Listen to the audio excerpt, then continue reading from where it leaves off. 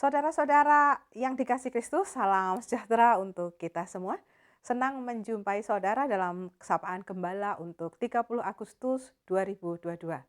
Mari saudara, sebelum kita merenungkan firman Tuhan hari ini tentang pengendalian diri, kita akan bersama-sama berdoa. Mengucap syukur Tuhan, kami akan diingatkan akan firman Tuhan yang menjadi pandu bagi hidup kami, penolong dan pengingat di dalam hidup kami.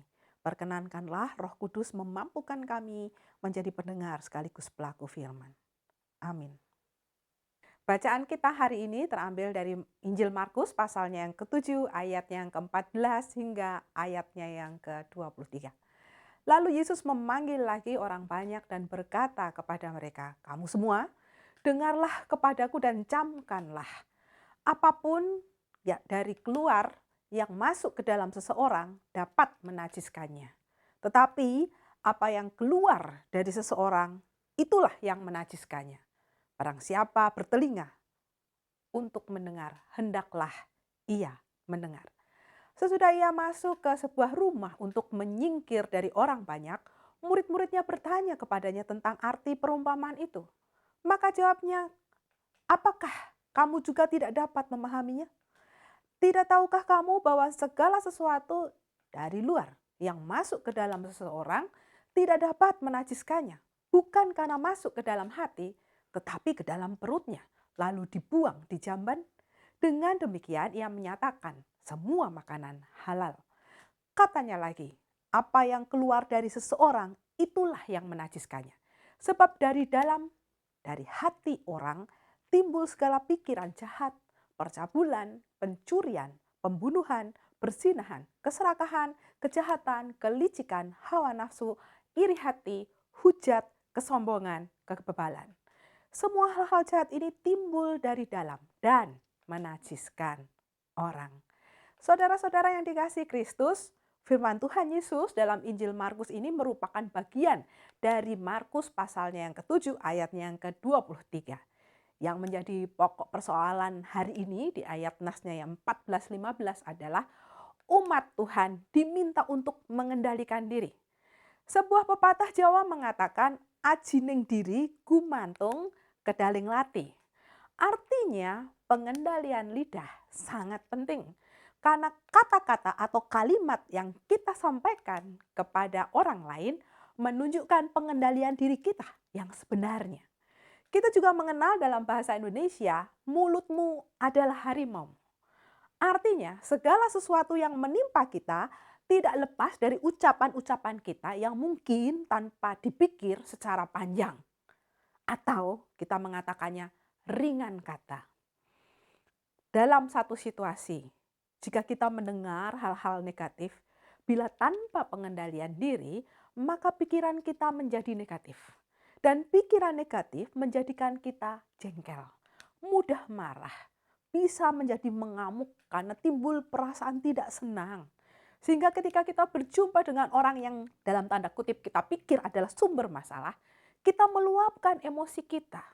Bahkan bisa berlanjut hingga kehilangan kendali diri kita, hingga melakukan tindakan membunuh karakter orang lain saking marahnya diri kita. Atau bahkan bisa juga menghilangkan nyawa orang lain. Karena itu saudara, bagaimana agar kita tidak menjadi emosi dan meluapkan emosi kita dengan kehilangan kendali?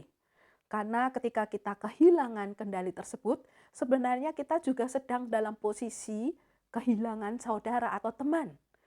Ketika kita marah tanpa kendali, ketika kita kehilangan kendali diri kita sendiri, maka di saat itu sebenarnya kita perlu untuk diam. Kita perlu untuk introspeksi. Kita tidak perlu menyalahkan orang lain, tetapi kita melihat diri kita dan permasalahan yang ada. Karena itu pertama-tama ingatlah pesan Tuhan Yesus di dalam Injil Markus yang tadi dibacakan, bagaikan makanan. Apa yang masuk ke dalam mulut kita akan dibuang ke dalam jamban, sehingga tidak dapat membuat orang yang makan menjadi najis.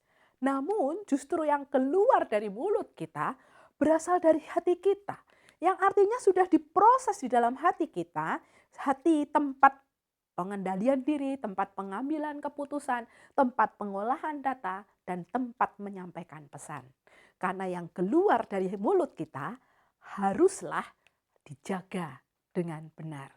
Dan inilah yang dimaksud Yesus. Lebih baik hati-hati berkali lipat dalam mengeluarkan kata-kata yang kita sampaikan kepada orang lain, karena dapat membuat kita najis. Karena itu saudara, lebih baik mengendalikan diri daripada kehilangan kendali. Ucapan maaf pun bisa terlambat, bahkan tak berguna bila sudah sampai kurang kendali, hingga merugikan orang lain seperti membunuh karakter orang lain. Menjaga mulut bagaikan menjaga hati. Menjaga hati artinya kita mengendalikan diri, yang artinya juga adalah kita sedang merawat kehidupan. Amin. Saat teduh untuk kita semua. Mari kita masuk dalam doa. Bapa, acap kali ketika kami mendengarkan berita-berita yang tidak nyaman, sesuatu yang tidak kami sukai, mempengaruhi diri kami sehingga kami memiliki efek negatif. Hal-hal negatif itu sungguh membuat kami cemar karena kami lupa untuk segera melepaskannya. Karena itu ampuni kami ya Tuhan, mampukan kami untuk mengendalikan diri lebih baik dengan berkata-kata sedikit daripada berkata-kata banyak, dengan lebih banyak memikirkan hal-hal yang akan menjadi efek ketika kami menyampaikan kata-kata kami. Memang orang tidak bisa lepas dari amarah, tapi ketika seorang bertambah usia, ajarkan kami juga makin bijak dengan hikmat Tuhan.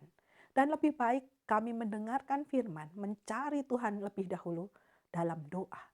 Sehingga kami pun ditenangkan, diteguhkan, dan berhati-hati ketika kami menyampaikan kata-kata kami. Mampukan kami untuk menjadi lebih baik dari hari ke hari. Di dalam Kristus Tuhan kami berdoa dan memohon. Amin.